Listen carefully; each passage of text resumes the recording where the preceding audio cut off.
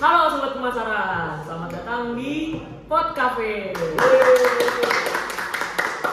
Jadi di episode perdana kali ini kita akan membahas bagaimana manajemen pemasaran itu berubah drastis di era sekarang. Nah di sini saya ditemani sama dua narasumber yang keren banget. Coba perkenalkan diri dulu dong. Ya, jadi saya mau kenalin dulu ya. Nama saya Hamzah Abdul Aziz dari Prodi Bisnis Digital dengan NIM 171062405. Oke, kalau nama saya Ahmad Pandu Haikal dari Prodi yang sama dengan Hamzah dengan NIM 171062409. Oh ya mungkin saya juga belum perkenalan. Maka perkenalan dulu. Perkenalkan nama saya Atal Takyamani dari Prodi Bisnis Digital dengan NIM 171062409. Nah, berdua gimana?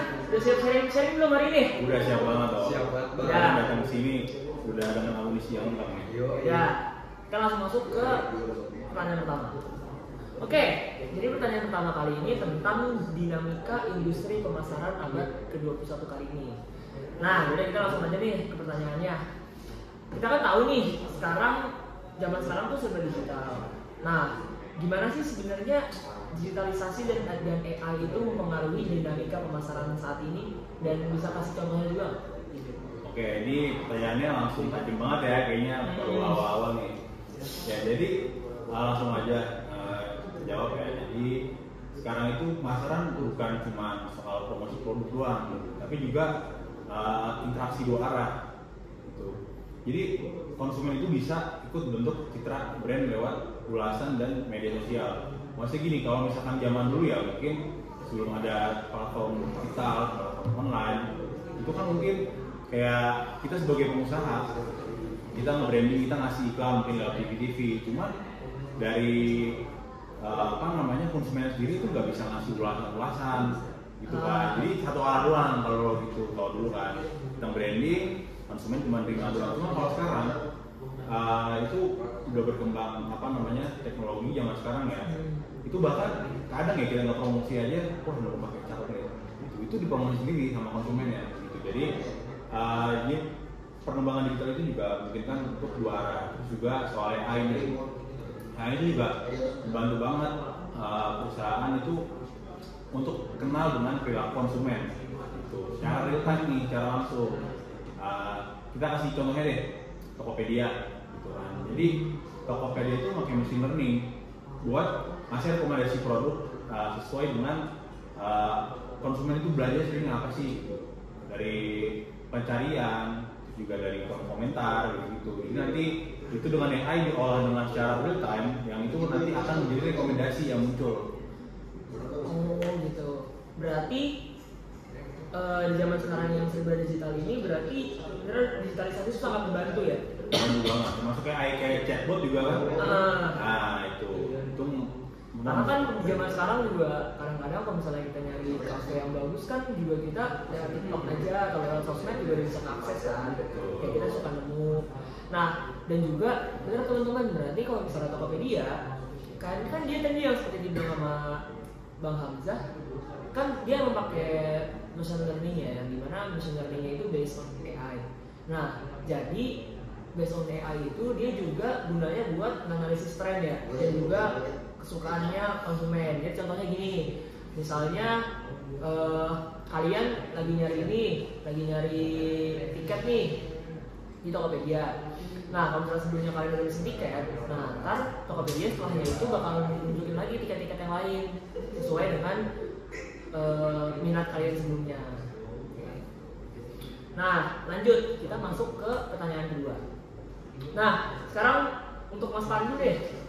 Nah sekarang di perencanaan pemasaran, kita kan tahu nih ada banyak tahapan strategis buat memasarkan produk. Nah tapi gimana sih perusahaan menyusun rencana yang efektif, yang serba cepat di era sekarang? Oke, kali ini saya membantu jawab ya. Jadi ya kunci awalnya itu ya kayak biasanya Mas, kayak kita sendiri tahu lah SWOT itu apa ya kan? Iya. Kayak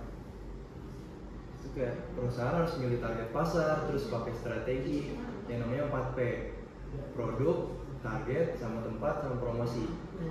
Dan kita juga harus pantau hasilnya. Kayak misalnya kita kasih contoh tuh ST Indonesia. Sekarang kan yang jual ST ini lagi banyak banget ya mas. Kayak banyak lah di mana-mana kita ketemu bang ST segala macam. Nah itu tuh target pasarnya yang pasti bakal orang-orang misalkan lagi aus nih di jalan gimana. Dan di situ juga pasti kita harus tahu nih lokasinya harus yang rame, yang misalkan juga yang nggak terlalu cepet juga kan, yang banyak pemukimannya dah. Dan juga sini kita juga bisa ngasih promo yang cocok juga buat branding orang-orangnya gitu. Oke, berarti di sini intinya berarti perusahaan itu harus tentuin target pasarnya ya. Nah, Kan untuk ST Indonesia kan juga kan itu manis ya, ST Indonesia ya banyak kan ya, jarang ada yang kawan. Dan pasti kalau misalnya manis berarti targetnya anak-anak muda ya. anak muda lah yang suka manis lah. Makanya biasanya taruhnya tuh di sekolah-sekolah atau di kampus-kampus. Oh, berarti kita juga harus menganalisis guys, kayak SWOT-nya itu gimana, kayak misalnya kekurangan dan menganalisis kayak kelebihannya tempat itu apa, terus juga bisnis ini tuh kelemahannya apa gitu guys. Nah, sekarang kita masuk ke pertanyaan ketiga. Nah, kita lanjut lagi ke Bung Hamzah nih. Nah, gimana sih kalau misalnya perusahaan besar kayak Starbucks gitu, kan mungkin Starbucks juga udah punya nama ya, jadi mungkin orang-orang udah kenal juga, personal brandingnya mereka udah bagus. Nah, tapi gimana sih cara mereka bisa menerapkan pemasaran yang global sekaligus berkelanjutan, kayak jangka panjang gitu? Jadi ini kita ngomongin tadi patokannya dari Starbucks ya. Ya. Nah ini yang dari pengetahuan saya sendiri yang saya kulik juga sebenarnya gitu. Jadi mereka itu punya dua pendekatan. Gitu. Jadi di satu sisi Starbucks itu tetap menjaga identitas dari perusahaannya, dari brandnya, produknya itu di ranah global. Tapi di negara tertentu dia juga menyesuaikan menu dan gaya pelayanannya gitu. Karena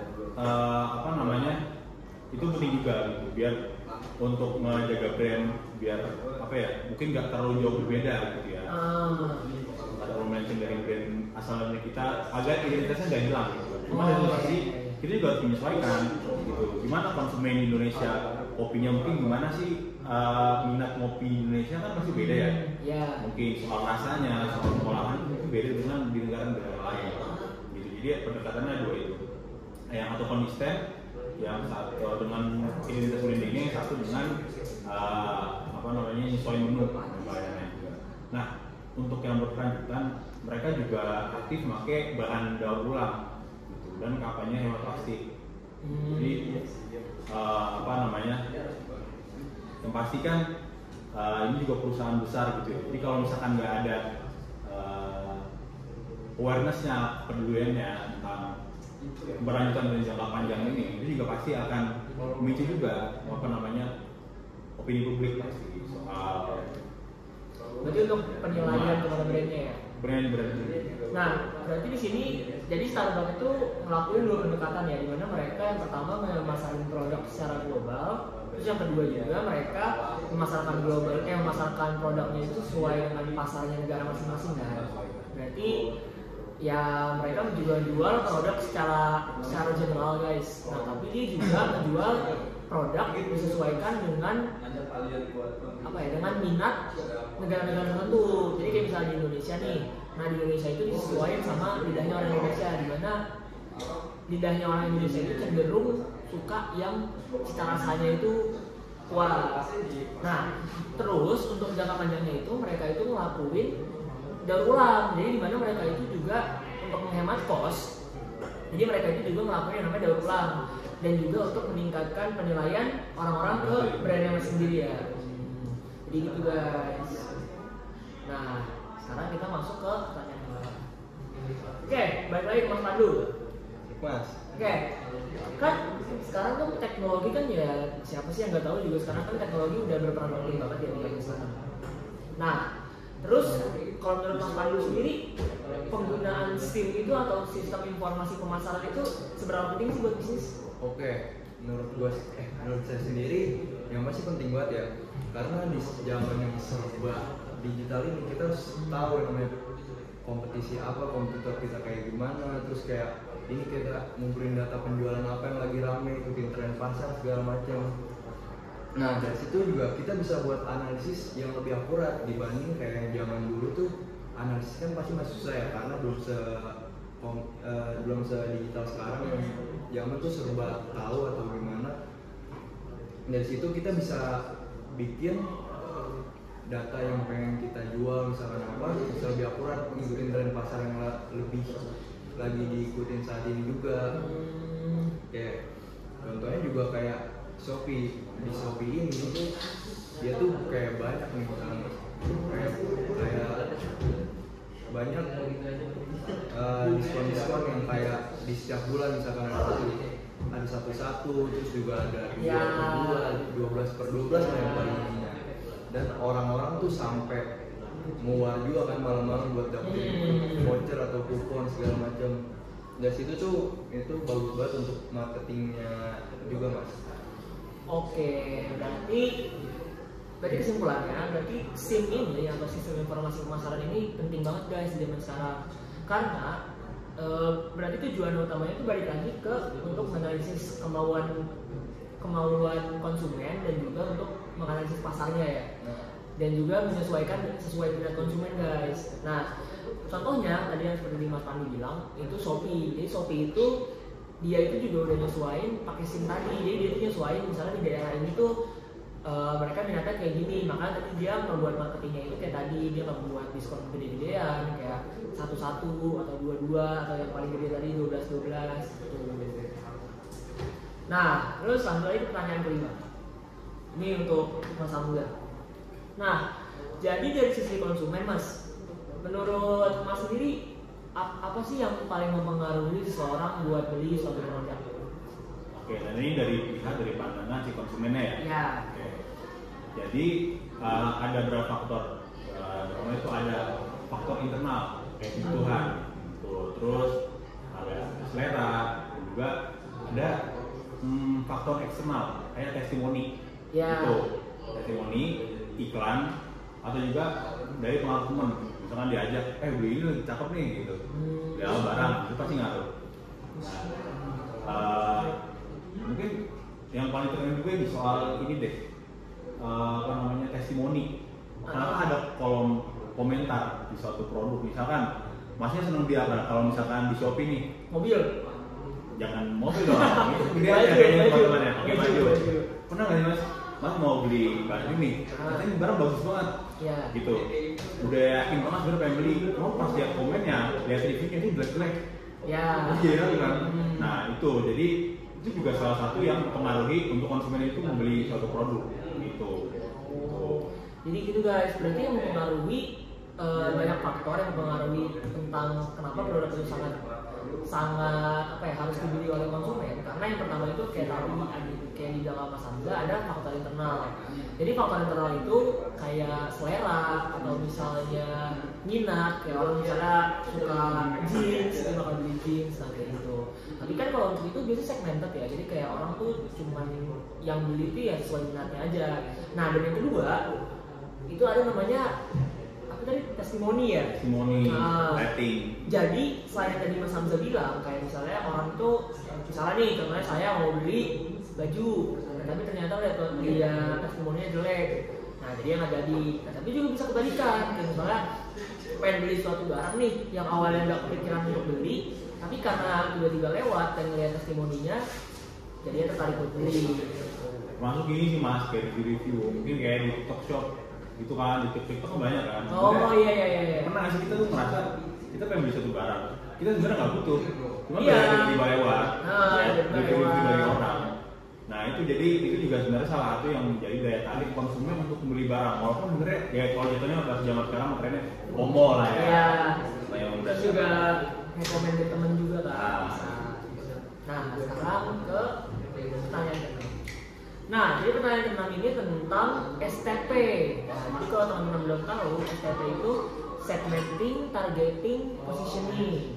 Nah oke, jadi saya mau nanya nih, boleh nggak sih jelasin tentang STP secara singkat dan bagaimana perusahaan bisa menerapkannya?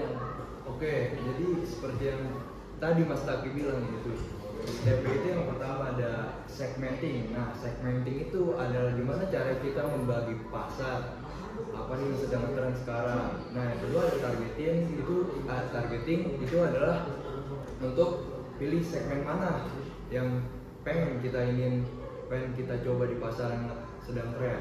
Nah, yang ketiga ada positioning juga. Positioning sendiri itu kayak bagaimana sih kayak produk kita bisa diingat atau kayak personal branding. Oke guys, jadi STP itu adalah strategi dasar pemasaran. Nah, jadi seperti yang tadi Mas Andi bilang, jadi segmenting itu gimana suatu perusahaan itu membagi pasarnya. Jadi mereka tuh ngebagi dulu awalnya pasar, tapi belum di. Nah, tahap selanjutnya baru targeting. Targeting itu mereka tuh setelah ngelewatin segmenting tadi, mereka nilai pasarnya, targeting itu baru mereka milih segmen pasar mana yang mau mereka masukin. Nah, terus positioning yang terakhir. Nah, positioning itu gimana kita pengen produk kita tuh diingat sama orang. Nah, jadi misalnya nih dari Mas Pandu bilang contohnya tuh Indomie. Nah, Indomie itu kan mereka punya banyak varian ya. Nah, tapi kan tetap aja kan orang itu paling kenal Indomie itu dengan varian dia yang reguler. Nah, itu namanya juga salah satu contoh dari positioning. Nah, sekarang lanjut ke pertanyaan ke-7. Nah, pertanyaan terakhir nih, Mas Hamzah berarti. Nah, gimana sih manajemen produk dijalankan agar bisnis tetap relevan di tengah persaingan di era sekarang? Kan di era sekarang kan juga persaingan ketat banget ya. Jadi walaupun itu kan juga termasuk ke dampak negatifnya dari digitalisasi kan. Jadi orang itu gampang aksesnya, jadi ya saingannya itu banyak. Nah, itu gimana caranya produk itu tetap dijalanin? Oke, tentunya gimana caranya kita bisa bertahan di pasar ya, sebenarnya ya? Untuk jangka panjang. Ya, biar bisa relevan. Sebenarnya kuncinya adalah produk kita ini itu harus dikembangkan sesuai dengan tren dan tren sekarang pokoknya ibaratnya gitu. Dan kebutuhan juga. Karena banyak kita lihat kayak produk-produk yang itu tutup, yang itu bangkrut, itu gara-gara kenapa? Dia menolak teknologi, mereka menolak perkembangan zaman, mereka menolak tren. Jadi dunia ini makin sekarang ini ya, pasti kan tren itu bakal berkembang terus, entah itu di fashion, entah di teknologi. Jadi kalau misalkan kita menolak tren, menolak teknologi, itu pasti akan tinggal. Yang ada akhirnya kita kalah dengan pesaing-pesaing baru kita. Gitu. Jadi kuncinya tadi kita berinovasi, atau kalau nggak mau inovasi baru, produk lama kita modifikasi agar bisa relevan dengan kondisi yang sekarang dan depannya.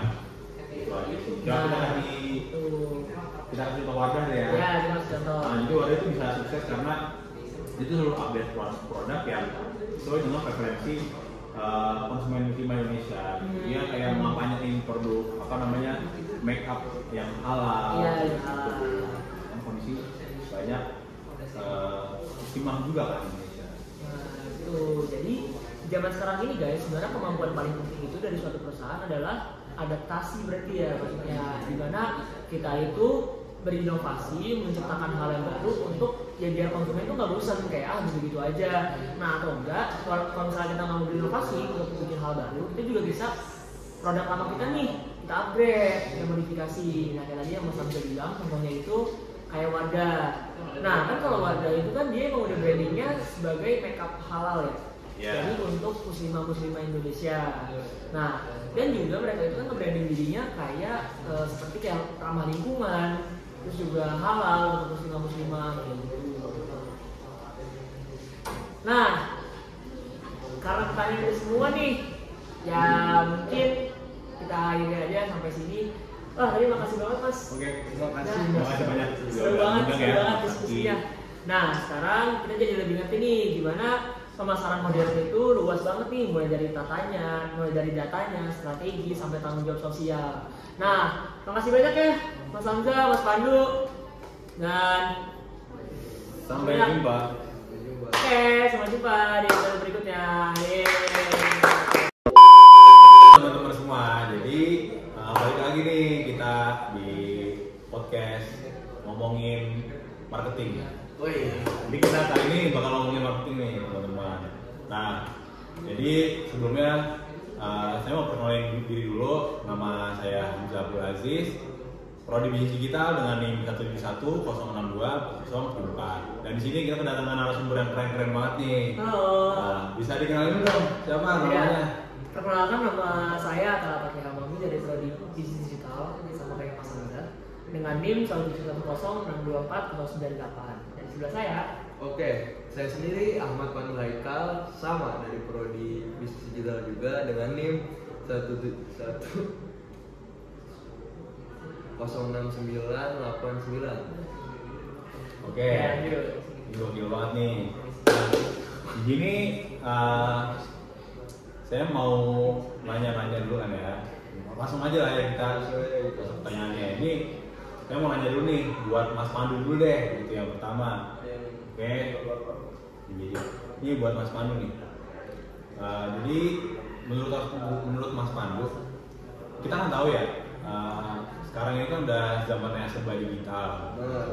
Nah, menurut Mas Pandu gimana sih sebenarnya digitalisasi dan AI itu bisa mempengaruhi dinamika pemasaran? Terus kalau bisa kasih contoh juga lah. Oke Mas, jadi saya bantu jawab ya.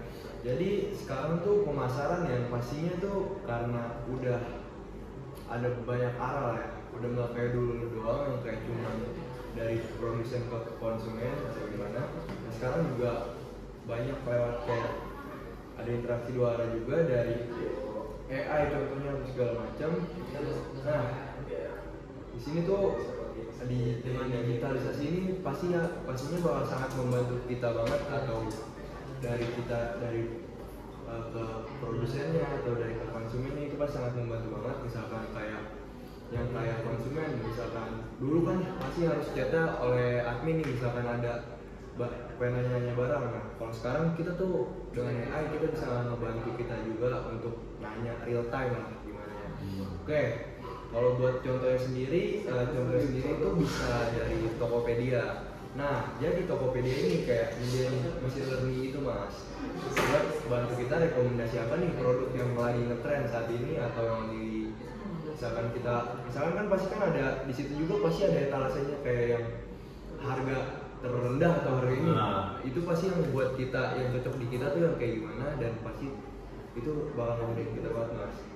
Oh, jadi sebenarnya di era sekarang ini kayak AI itu juga sebenarnya sangat bantu ya. Bantu Mas. Nah, terutama tadi kan kayak apa namanya chatbot gitu kan ya, soalnya namanya admin kan biasanya manusia, jadi suka telat ngebalas itu. Kalau misalkan AI kan langsung satset gitu, tektokan lebih enak gitu. Terus juga bisa ngasih rekomendasi produk tadi kan ya, sesuai dengan mungkin bisa berjalan konsumen dan lain-lain gitu. Jadi intinya bisa lebih mempermudah juga. Nah, mungkin kita nih buat Mas Taki ya. Boleh. Jadi nih,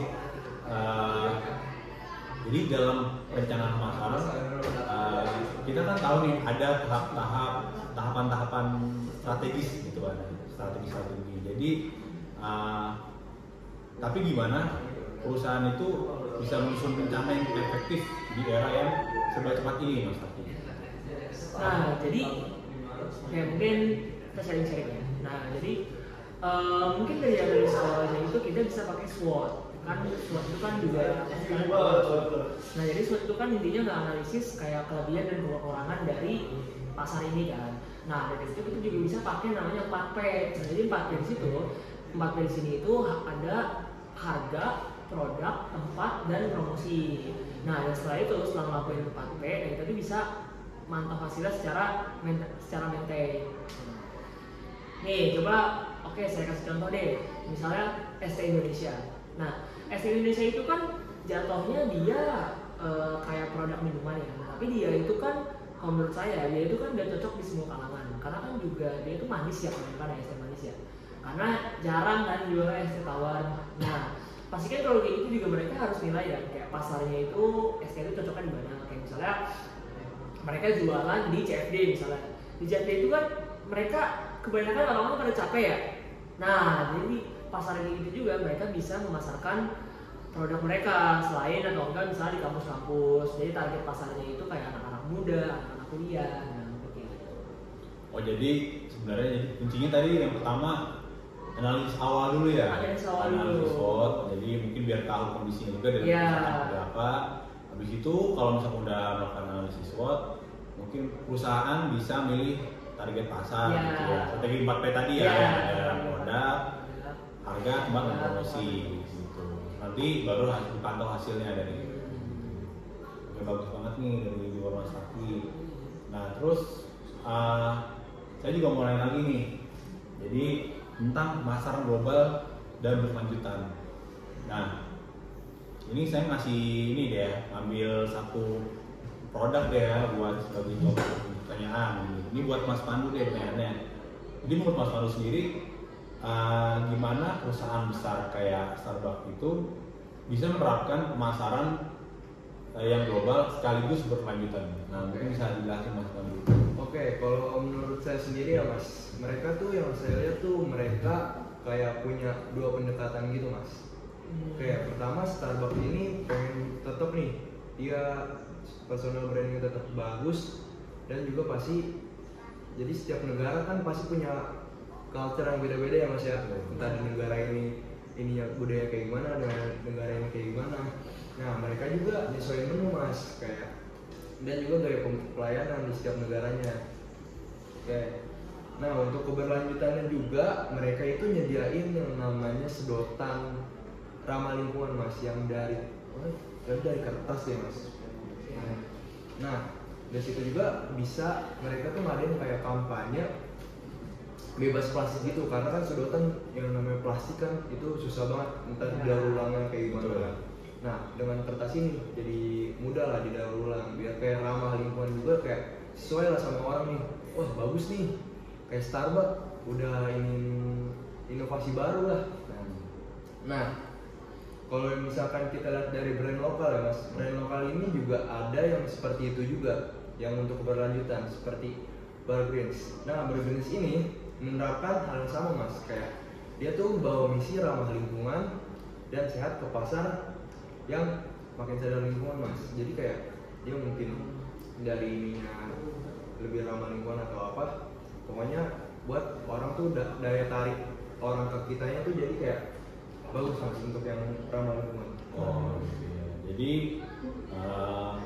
besarnya tadi juga yang dilihat dari Starbucks itu, jadi Starbucks itu tetap menjaga identitas brandnya itu di pasar global. Cuman dari sisi juga dia menyesuaikan juga menunya gitu sama pelayanannya. Jadi ibaratnya nggak terlalu strict lah ya. Jadi tetap ada strateginya gitu. Nggak bisa semua bisa meratakan gitu ya. Dan untuk pelanjutan juga adanya Starbucks itu pakai bahan daur ulang dan banyak plastik ke dia. Namanya tandanya itu lebih ke arah dia dari pihak Starbucks ini gak hanya mementingkan profit, tapi juga berlingkungan. Gimana caranya profit tetap jalan, cuman lingkungan juga tetap aman. Gitu ya. Ini cakep banget. Oke, terus lanjut nih kita ngebahas tentang sistem informasi pemasaran. Nah ini saya mau nanya ke Mas Taki. Jadi teknologi kan juga punya peran penting nih. Nah, jadi SIMP atau sistem informasi pemasaran itu menurut Mas Taki seberapa penting sih di dalam bisnis? Penting banget menurut saya karena semua data, semua akumulasi, semua tren pasar dan kompetitor semuanya itu ada di sini. Jadi kenapa semua bisnis itu harus punya SIMP? Karena SIMP itu jatuhnya mereka kayak tempat basis data, tempat semua data berkumpul di situ. Nah dari situ, jadi sebuah perusahaan itu dia bisa menganalisis tren pasar atau keadaan pasar sekarang, dan mereka juga bisa menilai kemampuan kompetitornya. Nah contohnya kayak Shopee ini kan di sini mereka pakai sistem data besar ya. Jadi mereka itu tahu kapan waktu terbaik buat ngasih diskon, dan juga mereka tahu apa yang paling diinginin sama konsumennya. Nah dengan SIM ini juga Shopee itu bisa tahu kayak setiap konsumen ini mereka tuh sukanya benda apa, mereka suka produk apa. Dengan SIM itu mereka bisa ngelakuin itu semua. Nah contohnya kayak Shopee itu kan mereka punya promo ya, kayak 1 atau 2 dan yang paling besar kayak kemarin 12. Nah itu kan juga dari SIM kan, kayak mereka tuh bisa tahu kenapa mereka ngeluarin promosi kayak gitu, nah itu karena mereka tahu apa yang diinginkan banget sama konsumennya. Oh, jadi emang ini sebenarnya kalau dilihatnya penting banget ya. Ya. Itu kan tentunya lebih buat gimana cara membantu untuk kumpulin data penjualan, tren pasar, kompetitor. Nanti habis itu hasilnya itu nanti diolah dan bisa menjadi keputusan yang lebih akurat. Ya. Ibaratnya gini nggak sih Mas Taki, kalau misalkan saya kira-kira tuh,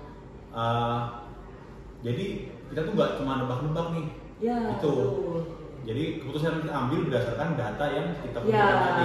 Jadi kita tuh ngelakuinnya secara faktual, jadi kita bisa ngambil langkah yang lebih terperinci dan lebih jelas. Jadi kita tuh nggak ngawang-ngawang atau ngeraba-raba kayak, ini konsumen maunya apa, atau kayak, ini kompetitor gua membuat apa ya, kan kita nggak tahu kan. Sementara jadi di base data itu, jadi perusahaan itu juga dia bisa menganalisis. Jadi mereka tuh menganalisis, mereka ngumpulin semua data dan ditaruh di sini tuh. Soalnya kan banyak kayak kita lihat Mas Taki di pasaran ini kan, orang-orang yang buka usaha gitu. Mereka ketika mau launching produk atau misalkan mau mengembangkan inovasi, mereka itu berdasarkan feeling aja. Kayak ngeliatnya, wah ini kayaknya bagus nih, padahal sebenarnya belum tentu gitu karena nggak ada datanya ya. Sebenarnya kalau misalnya untuk perusahaan yang baru terjun atau yang misalnya baru muncul, sebenarnya masih bisa karena kan ya mereka belum segede itu ya. Sementara kalau misalnya perusahaan apalagi contohnya kayak tadi kayak Shopee kan ya termasuk perusahaan e-commerce terbesar di Indonesia lah ya. Nah kalau misalnya mereka ngelakuinnya nggak asal-asalan dan nggak terperinci, nah pasti bakal kayak gitu. Berantakan banget. Ini memang data sebenarnya penting banget ya, pengambilan keputusan yang akurat gitu. Oke, gitu. Nah sekarang nih saya juga penasaran nih tentang pengambilan keputusan konsumen. Oke. Jadi menurut Mas Pandu, dari sisi konsumen, apa yang paling mempengaruhi seorang itu buat beli suatu produk? Oke, ini kalau menurut saya sendiri sih ada beberapa faktor ya Mas. Ada dua lebih tepatnya. Yang pertama itu faktor internal kayak kebutuhan. Nah, kita ini sebenarnya kayak pasti kan kebutuhan pokok, pasti kan kita butuh sehari-hari, kayak kita pengen beli sampo atau apa, itu pasti kan kita harus ada. Yang kedua juga selera kita Mas. Jadi kan dari sampo itu nih, misalkan kita yang cocoknya di sampo mana, misalkan kan kalau misalkan adalah merek ini, kita ntar rambut kita jadi kering. Nah pasti kan kita bakal milih sampo yang benar-benar kita udah sering kan. Dan juga kalau dari eksternal itu kayak testimoninya, terus kayak iklan atau juga pengaruh teman. Kayak misalkan saya tanya Mas sendiri, Masnya itu kalau misalkan kayak Masnya suka produk apa nih Mas? Kayak barang apa yang Mas suka? Yang kira-kira bakal saya beli gitu ya, lewat e-commerce ya. Oke, paling kalau misalkan saya sih lebih ke arah sekarang pakaian sih, kayak jaket sih Mas, kalau saya lebih ke jaket outer gitu. Oke, nah kan kalau jaket outer gitu kan pasti kalau kita lihat e-commerce terutama Shopee yang tadi Mas Taki bilang, itu kan pasti banyak banget ya Mas yang kayak wah ini bagus, terus juga tapi itu juga pasti ada rating sama kolom pertanyaan. Nah ketika Masnya lihat suatu barang ini udah bagus tapi ratingnya jelek, apakah Masnya mau beli Mas? Pasti ragu kan. Nah dan menurut saya tuh faktor teman juga ngaruh Mas. Misalkan kayak Mas ngeliat nih jaketan Mas Taki, wah outer lu beli di mana nih? Kan kayak gitu kan Masnya juga kepo dan nanti Mas Takinya bisa kasih tahu juga ke Masnya. Jadi kayak mulut ke mulut ya. Juga bisa banyak faktor. Oke, jadi tadi faktor yang pengaruh itu banyak ya Mas. Jadi ada kebutuhan, ada selera, terus juga tadi ada itu kan internal ya, juga ada faktor eksternal kayak testimoni, iklan, sama tadi pengaruh dari teman atau misalkan bahasanya dari mulut ke mulut lah. Terus juga ada review dan rating yang juga sangat ngaruh gitu kan. Nah, kalau gitu sekarang lanjut deh ngebahas segmenting, targeting dan positioning, atau misalkan bisa disingkat STP gitu ya. Nah, buat Mas Taki bisa nggak nih jelasin STP secara singkat dan bagaimana perusahaan itu bisa menerapkannya. Ya, sebenarnya STP itu strategi pemasaran yang dasar banget ya. Jadi nggak harus perusahaan besar juga buat terapin STP. Jadi STP itu adalah panjangan dari segmenting, targeting, dan positioning. Nah, jadi bahkan untuk buat perusahaan kecil aja atau yang baru merintis, jadi STP itu juga penting karena STP itu dimulai dari yang pertama deh, dari S itu segmenting. Nah, segmenting itu kita itu ngelihat pasar atau kita tuh nentuin pasar. Tapi di itu kita belum ngambil langkah, kita baru memilah dulu kayak pasarnya itu mana dan pasar mana yang ingin kita masukin gitu. Nah, dan yang kedua targeting. Dari targeting ini kita tuh baru masuk ke pasar yang mau kita jual. Misalnya nih, kita mau masuk ke pasar makanan. Nah, selama masuk ke pasar makanan itu ada baru yang terakhir namanya positioning. Nah, positioning itu adalah kita tuh gimana pengen produk kita dikenal sama orang. Nah, jadi contohnya kayak gini. Contohnya Indomie deh. Indomie itu punya banyak varian ya. Ada yang Aceh, ada yang rendang. Nah, cuma tetap aja kan Indomie itu yang paling terkenal yang versi originalnya, karena itu tuh udah signature Indomie lah, dimana juga orang tuh kebanyakan lebih suka Indomie yang original. Nah, mungkin kayak gitu. Oke, adanya tadi pengertian segmenting, targeting, dan positioning itu sebenarnya gimana cara kita membangun pasar, terus juga cara milih targeting, milih segmen pasarnya tadi ya. Ya. Setelah kita tahu pasar ada apa aja, kita pilih tuh tadi. Ya. Kita pilih dan positioning, gimana cara produk kita pengen diinget. Ya. Produk kita pengen diinget kayak gimana sih gitu ya. Nah, dan juga positioningnya itu juga bisa gini, misalnya Indomie contohnya. Halo sobat pemasaran. Halo. Hai. Hai. Selamat datang di episode berapa kita? Udah berapa tadi? Tandanya udah ketiga lah ya. Ada episode 3. Iya gak sih? Kayak aduh. Oke. Kita bakal lanjutin lagi bahas kayak manajemen pemasaran yang berubah drastis di zaman sekarang.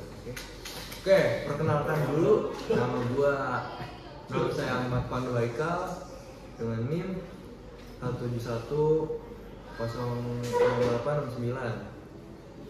Mungkin bisa dilanjut sama teman-teman saya yang keren ini. Oke, perkenalkan nama gue Talataki Ramami dari prodi S1 Bisnis Digital dengan NIM 17106240998. Nah, kemudian ada saya dari prodi Bisnis Digital dengan NIM 171062404. Oke, sebelumnya Mas, gimana kabar Mas gue ini? Alhamdulillah sehat. Mas Pandu sendiri gimana? Mas Pandu sendiri? Wah, sehat banget sih, saya juga alhamdulillah kebetulan sehat banget ya. Oke, mungkin kita langsung aja kali ya masuk ke pertanyaan. Oke, di sini saya mau nanya ke Mas Tafi dulu nih. Ya, boleh. Langsung pertanyaan pertama Mas. Nah, kita tahu kan Mas, zaman sekarang ini udah serba digital nih, informasi udah di mana-mana ya kan. Nah, gimana sih sebenarnya kayak digitalisasi dan AI ini mempengaruhi dinamika pemasaran di era sekarang ini? Oke, mungkin kita mulai dulu ya awal. Sebenarnya, jadi zaman sekarang itu ya sebenarnya hal yang penting itu bukan cuma promosi, tapi juga yang penting itu adalah interaksi dua arah. Jadi interaksi langsung antara konsumen dan distributor sih dengan perusahaan lah ya teman-teman. Nah, jadi konsumen ini tuh bisa membentuk citra brand itu lewat ulasan dia pribadi dan juga lewat media sosial mereka pribadi. Nah, jadi kayak misalnya nih kita datang misalnya ke kafe ini. Nah, habis itu setelah kita datang ke kafe ini, kita suka deh sama kafe ini. Kita bikin SG atau apa atau something. Nah, dengan itu kan orang-orang melihat kan, terus juga orang-orang tuh tahu ini di mana nanya. Nah, tinggal dijelasin, oh ini di sini. Nah, itu juga bisa negatif branding. Nah, dan juga di zaman sekarang itu AI itu juga penting banget karena AI itu juga ngebantu pihak perusahaan untuk tahu biar tahu kita tuh kebiasaan konsumen itu gimana secara real time. Contohnya kayak Tokopedia. Nah jadi kan Tokopedia itu kan punya machine learning. Nah machine learning itu based on AI kan. Nah jadi di learning machine ini itu bisa ngasih tahu perusahaan buat rekomendasi produk yang disukai sama konsumennya. Jadi biar konsumen itu kalau misalnya ingin beli barang itu lebih relevan dan lebih cepat. Oke, mungkin kayak ini tuh benar-benar penting buat ya Mas, kayak digitalisasi ini. Kayak tadi misalkan Mas kayak bisa lewat HP nih, misalkan dari teman-teman juga bisa tahu kayak nih tempat dari di mana. Terus juga tadi kayak bahas machine learning, nggak yang harus kayak konsumen langsung ke admin nggak sih? Kan pasti kan kayak gitu kan suka antara balasnya ada yang cepet, ada yang lama. Dengan machine learning juga itu bisa bantu Mas juga kayak lihat dari settingannya konsumen kan. Bagus buat Mas Taki. Lanjut ke pertanyaan kedua mungkin buat Mas Hamzah nih sekarang. Oke, sekarang saya mau nanya tentang perencanaan pemasaran Mas Hamzah. Oke, kita tahu kan kayak yang namanya tahapan-tahapan strategis nih. Gimana perusahaan kayak nyusun rencana yang efektif di area yang serba cepat ini yang udah bener-bener cepet banget lah informasi masuk ke kita. Nah, gimana Mas? Oke, tandanya tahapan-tahapan strategis tadi ya, sama gimana nyusun rencana yang efektif di area yang serba cepat ini. Jadi sebenarnya kuncinya yang pertama adalah lakukan analisis awal atau biasa analisis SWOT gitu ya, kalau misalkan kita sebut SWOT gitu. Nah kemudian setelah kita sudah menganalisis tadi, perusahaan itu milih target pasar pakai strategi 4P, produk, harga, tempat, kemudian promosi, dan setelah itu baru dipantau hasilnya. Nah kita ambil contoh ini deh, ST Indonesia yang sekarang lagi besar juga namanya ya, lagi banyak di mana-mana. Nah itu dia bisa sukses karena mereka tuh tahu apa namanya target pasarnya anak muda, lokasi di area yang ramai, terus juga promo yang cocok dengan gaya hidup milenial atau dengan gaya hidup anak-anak sekarang. Gitu. Oke, jadi ini bisa juga kayak yang pertama kata Mas Hamzah itu dengan analisis yang namanya SWOT, kayak di situ juga kita bisa ketahuin kelemahan, terus juga strong kita di mana, kayak opportunity kita apa, weakness kita apa, segala macam. Nah, terus juga ini tuh juga membantu kayak target pasar buat kayak tadi tuh yang Mas Hamzah bilang kayak strategi yang namanya 4P yang kayak produk, harga sama tempat promosi. Dan yang tadi juga Mas Hamzah bilang yang ST itu mungkin bener bagus banget karena kan mungkin misalkan sore-sore di jalan ya kan lagi macet-macetnya pengen ngeteh ya kan Mas Hamzah. Nah itu bisa tuh, bisa langsung ini ya kan, haus nih minum dulu ST Indonesia. ST Indonesia. Promosi nih. Oh, iya. Ya sponsor masuk ya. Sponsor bisa kali. Oke, mungkin selanjutnya ini buat Mas Taki. Di sini saya sendiri bakal nanya ke Mas Taki tentang pemasaran global yang berkelanjutan Mas. Nah, di sini kita kasih contoh misalkan yang besar banget di kafe ya, yang banyak orang ngomong juga mungkin Starbucks lah. Iya. Zaman sekarang siapa sih nggak tahu Starbucks? Siapa sih yang nggak tahu Starbucks? Oke, Mas, gimana nih kayak perusahaan besar kayak Starbucks bisa menerapkan pemasaran global sekaligus berkelanjutan? Menurut Mas Taki seperti apa? Oke. Untuk ininya ya Starbucks ya, mungkin Starbucks contoh yang paling cocok karena kan juga perusahaan yang gede. Nah, jadi kalau Starbucks itu mereka itu punya dua cara atau dua bentuk pendekatan. Nah, yang pertama itu di satu sisi mereka itu tetap ngejual secara general, secara global, di mana mereka ngejual masarin produk mereka tuh ya udah secara general atau secara umum lah, kayak produknya signaturnya Starbucks. Nah, di sisi lain mereka juga ada namanya pendekatan lokal, kayak mereka itu nyesuaiin segmen sesuai dengan daerah tersebut. Misalnya contohnya Starbucks di Indonesia. Nah kan orang Indonesia itu kan cenderung suka dengan kopi yang taste itu kan kuat ya, karena orang Indonesia kan juga lidahnya kan selera kuat ya. Nah kayak gitu jadi Starbucks menyesuaikan sama minat dan pasar di Indonesia. Nah dan juga ada juga contohnya brand lokal lah, namanya Burgerins. Nah jadi Burgerins ini dia tuh juga nerapin hal yang sama kayak gini. Jadi mereka itu mereka tuh selain memasarin produk mereka itu juga bawa konsep, bawa misi ramah lingkungan dan sehat ke pasar biar pasar tuh semakin sadar dengan lingkungan. Oke, jadi maksudnya tuh mungkin kayak pendekatan di satu sisi ini tuh kita harus tahu dulu nih kita lagi ada di mana, yang kayak Starbucks tadi misalkan di setiap negara pasti beda kan kayak budaya-budaya, kita harus tahu juga, dan yang pastinya tetap jaga identitas brandnya si Starbucks ini. Dan tadi juga kata Mas Taki kayak ada produk lokal seperti Starbucks juga yang dia menekankan tentang ramah lingkungan. Jadi kayak nggak hanya untuk mendapatkan cuan semata, tapi juga untuk menjaga lingkungan. Jadi kayak menarik pasar banget gak sih guys? Kayak langsung saja beli Burgerins, masuk. Banyak banget sponsor kita. Masuk gak sih? Oke. Terima kasih Mas Taki. Oke, lanjut. Sekarang saya ingin nanya kepada Mas Hamzah nih. Saya bakal nanya SIM, yaitu Sistem Informasi Pemasaran. Oke. Di sini teknologi pasti berperan penting ya Mas di yang era serba digital sekarang. Nah, SIM ini itu menurut Mas itu seberapa penting sih kayak nerapin SIM ini Mas dibuat kayak buka usaha Mas gitu? Oh, SIM ini penting atau enggak ya? Nah, di pasaran buat bisnis ya. Menurut saya itu penting banget sih. Penting banget.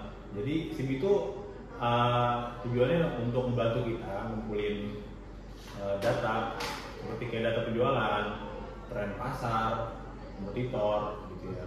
Nah dari situ data yang kita kumpulin tadi itu bisa dianalisis gitu untuk pengambilan keputusan perusahaan agar lebih akurat. Karena kalau misalkan kita kita nggak punya data nih tentang tren pasar, misalkan di pasar lagi suka model baju yang kayak skena gitu, misalkan, terus tiba-tiba kita jual baju yang beda gitu, konsepnya yang beda, kita nggak bisa pasar dulu, gimana trennya sedang seperti apa jual. Nah itu kemungkinan gagal ketika kita tidak melakukan riset itu lebih besar dibanding kita melakukan riset, kita melakukan pengumpulan data yang diolah dan setelah itu data yang kita gunakan untuk mengambil keputusan perusahaan. Nah itu datanya menjadi lebih akurat dan lebih kuat gitu. Jadi nggak cuma berdasarkan pendapat gitu, perkiraan uang. Ingat ya, kita ini bisnis ya, bukan mau dukun ya. Jadi data itu penting. Nah kita ngasih contoh juga deh, ya, Shopee. Nah Shopee ini pakai sistem data besar buat tahu kapan waktu terbaik buat ngasih diskon dan juga barang apa yang lagi tren di tiap-tiap wilayah. Ya kita tahu kayak misalkan Shopee 12 gitu kan. Diskonnya gila-gilaan tuh Mas ini. Itu diskonnya gede banget. Gitu maksudnya orang-orang kan sampai mobil. Iya bisa ya. Bukan bisa beli mobil, bisa dapat mobil. Bisa dapat mobil. Langsung saja Shopee. Dapat lagi masuk lagi promosi ini. Nah, pokoknya intinya itu strategi yang bagus menurut saya gitu. Dan dia akhirnya ngasih dia udah tahu, dia nyari tahu kapan waktu yang tepat diterapin setiap bulan itu, karena kan biasanya orang harus gajian misalnya kayak gitu ya, dan gajian orang sampai nggak tidur biar dapetin misalkan harga HP termurah gitu, sampai 1 perak tuh Mas ya lihat tuh. Iya makanya, nah itu pentingnya ketika kita akhirnya punya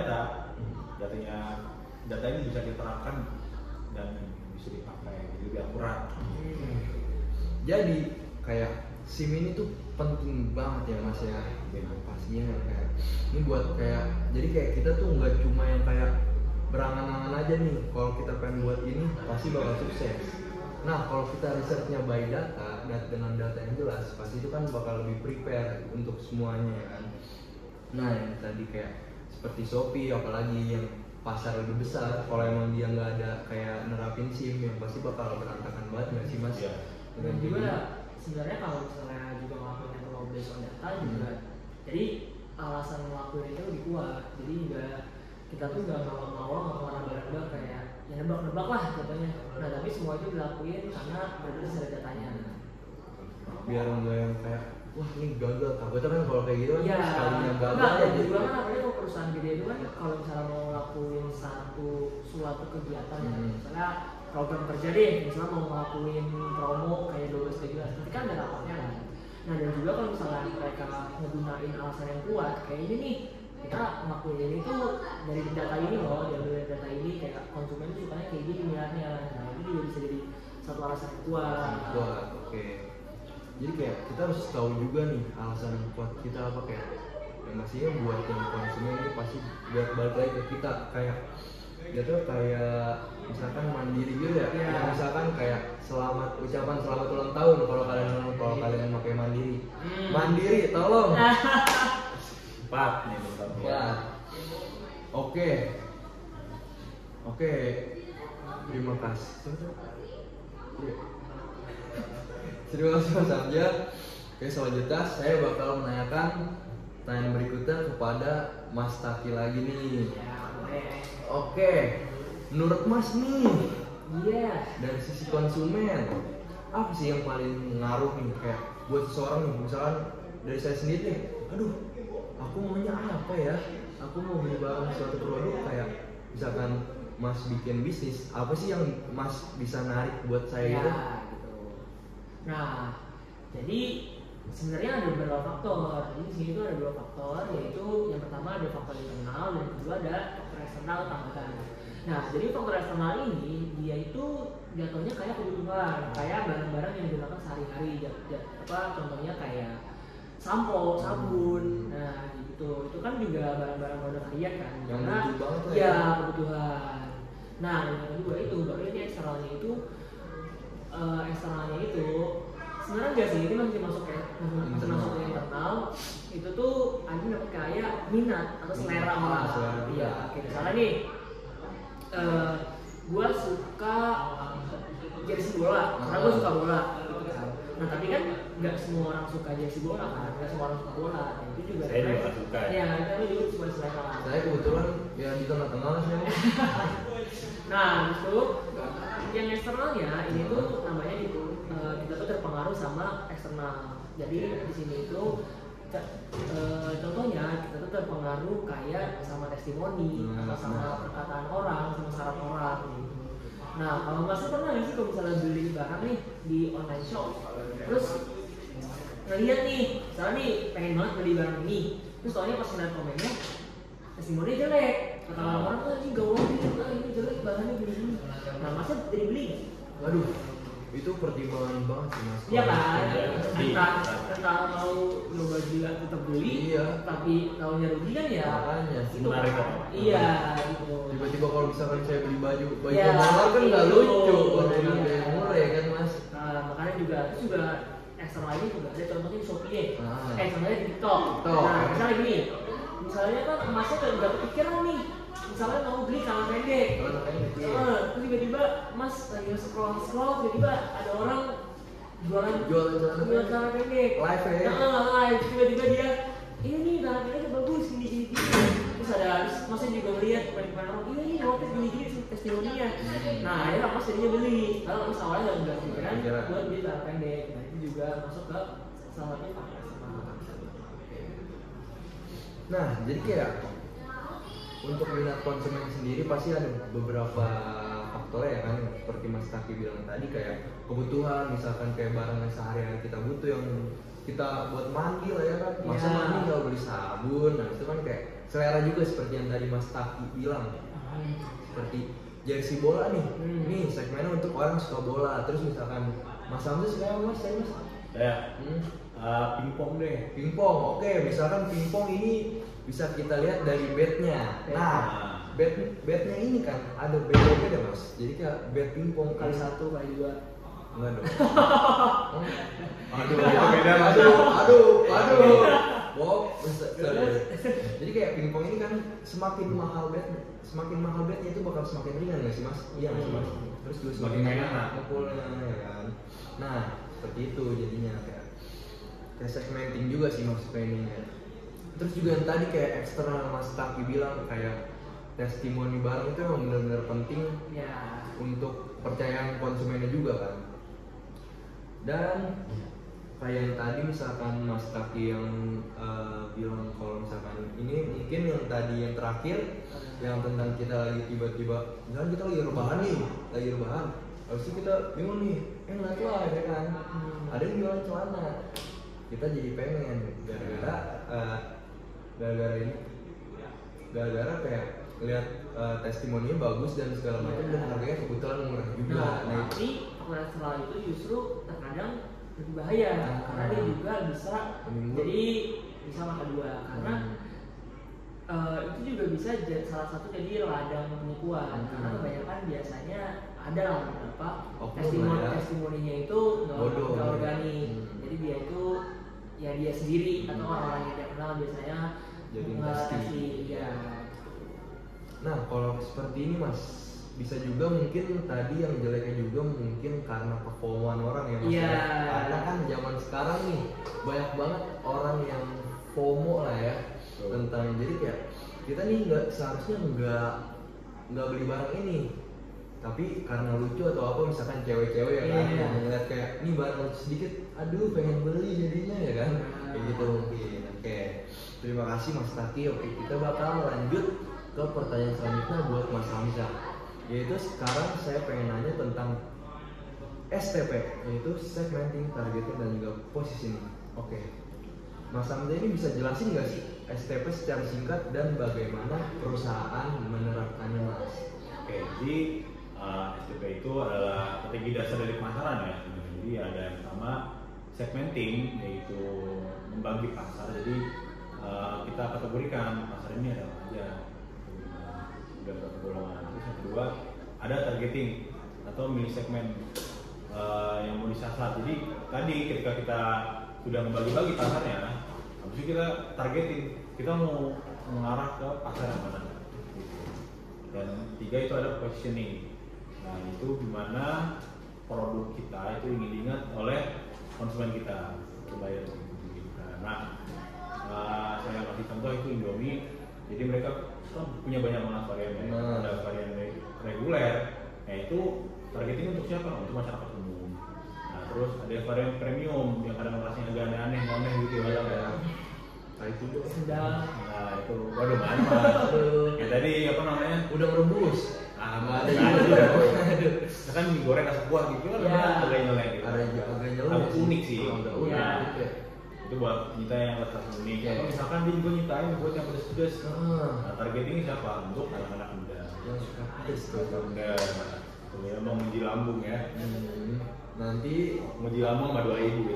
Iya. Kalau utama kemudian itu ada kerja. Itu ada yang ada. Kalau nggak ini ntar asam lambung sakit. Aduh. Enggak dong, jangan dong. Sorry Indomie. Sorry dulu. Oke.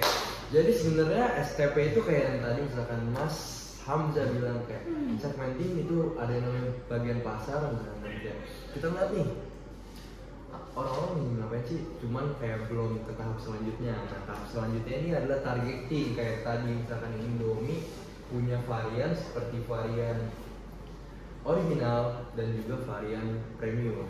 Nah disitu kan pasti kan bakal untuk orang general, secara general orang umum pasti lebih sukanya Indomie goreng aja atau Indomie kuah soto atau apalah. Nah kalau untuk orang-orang lebih suka kayak tantangan atau segala macam, mungkin bakal milih kayak varian tadi misalkan kayak nyoba nih Indomie kuah apa tadi, Indomie goreng rasa kuah, Indomie goreng rasa kuah ya kan jarang banget. Nah itu udah nggak ada, itu tadi masuk juga ke segmenting tadi ya kan, buat mungkin buat trial atau gimana.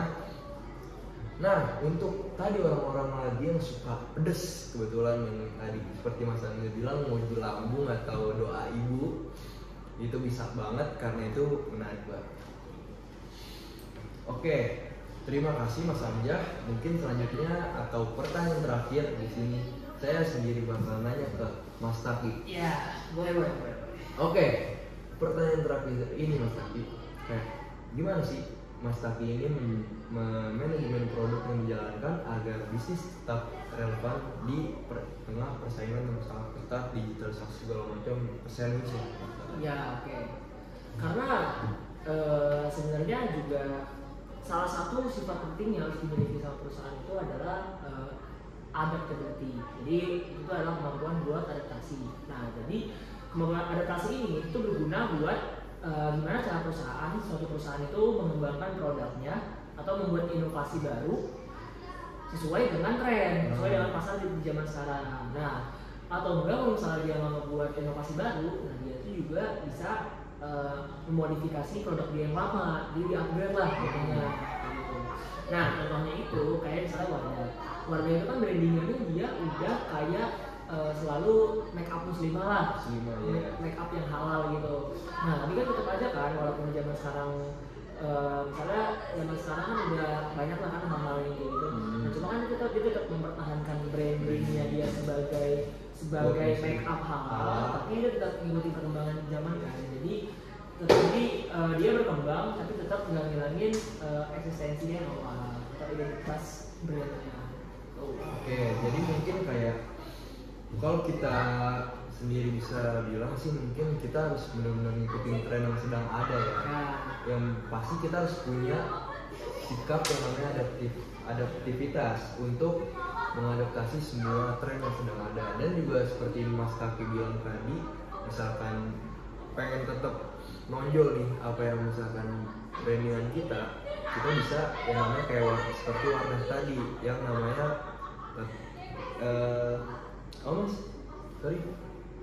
Wardah tetap dia ngikutin